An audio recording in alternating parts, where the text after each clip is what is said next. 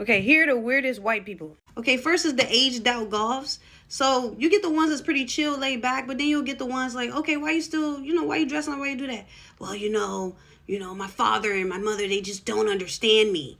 And it's like, whoa, you old as hell talking like that. What are you talking about? You old as hell. You talking about your father understand you. And then you'll get the ones that stay into the whole demon thing.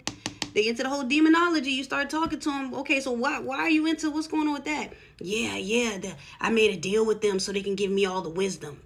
Okay, what's the deal? I had to promise them that my firstborn son would never get any money or any women. Whoa, you said that he will never get any money or any women? That's the curse? Yeah, in exchange for wisdom. Where's the wisdom? The book of Akhenaten. Whoa, you exchanged your son's destiny for an old dirty book.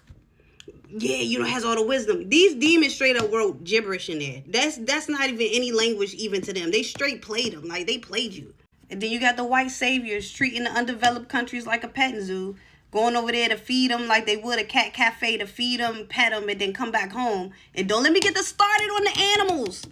This specific story, please, guys. Ghost. The dog Ghost. This dude was running with coyotes, right? They found him for months. He had got accepted into the pack of coyotes. He was literally hanging out with the coyotes for months. They spent all this time trying to trap him, right? They literally caught him and immediately cut his nut off. They literally cut his nuts off. They were like, they found themselves rescuing him. When he was with his family, they cut his nuts off. So you already know, he can't return back to that pack after they did all that. Because the first thing when they met him, he was a warrior. This dude gonna come back to the pack. Hey, wait, what's going on? Who are you? It's me, Ghost.